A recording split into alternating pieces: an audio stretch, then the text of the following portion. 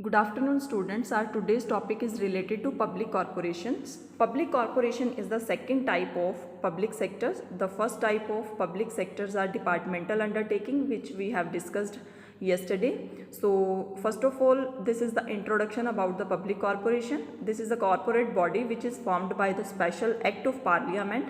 We can say that a special act is passed in the parliament for the establishment, for the existence of public corporations, or state and central legislation can pass a special bill for the corporations formation. Okay, so next one is financed by the government.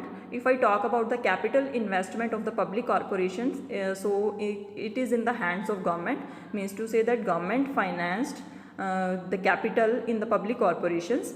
And next one is power limitations. Objectives are defined in the act. Which act? Special act of parliament. So all the powers, limitations, objectives are defined under this particular act. So these are the examples. SBI, State Bank of India, Reserve Bank of India, LIC are the main examples of public corporations which are financed by the government.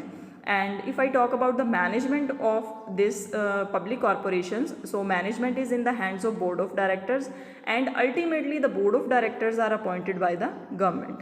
So this is the basic difference, the financed by government but managed by the board of directors, and board of directors are appointed by the government.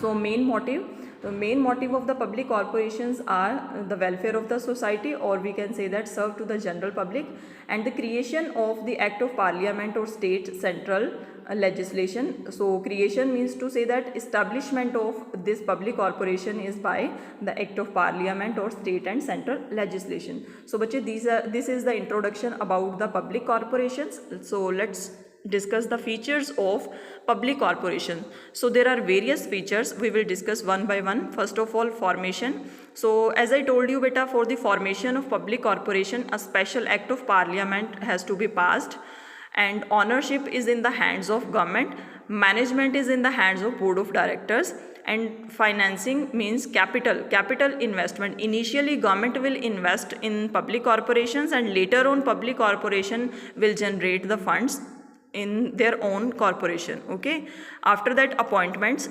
But board of directors will manage the public corporations. So board of directors have own rules and regulations for the operating of public corporations, so they can appoint the employees as per the requirement of the corporation. Separate legal entity means the board of directors and the public corporations both are separate from each other.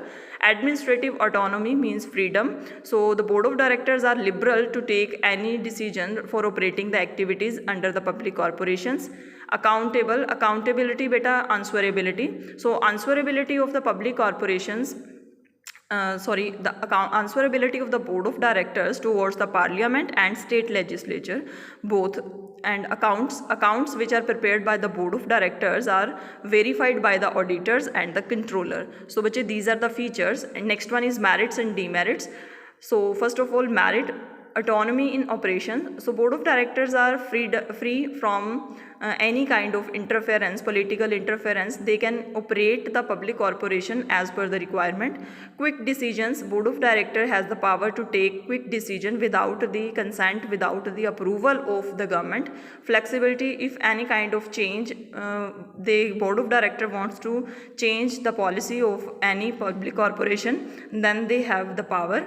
So efficient management, the board of directors has the power to take decisions, so they can run the public corporation very effectively or efficiently. So management is also in the hands of board of directors. Next one is service motive. As I discussed earlier beta, the main motive of public corporation is service. They are established for the welfare of the society. So they are established for the welfare of society. So public interest is also secured under the public corporations.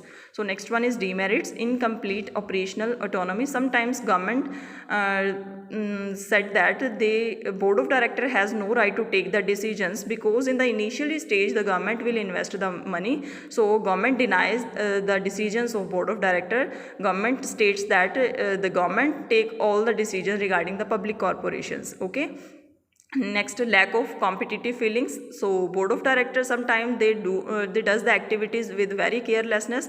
So in this way the competitive feeling among the board of directors are not there. Ignoring the service motive, sometimes board of director give priority to the profit instead of welfare. So it is also the drawback of public corporations. So in which situation public corporations are suitable? First of all, when the top priority is given to the welfare of the society, then it is suggestible that the public corporation.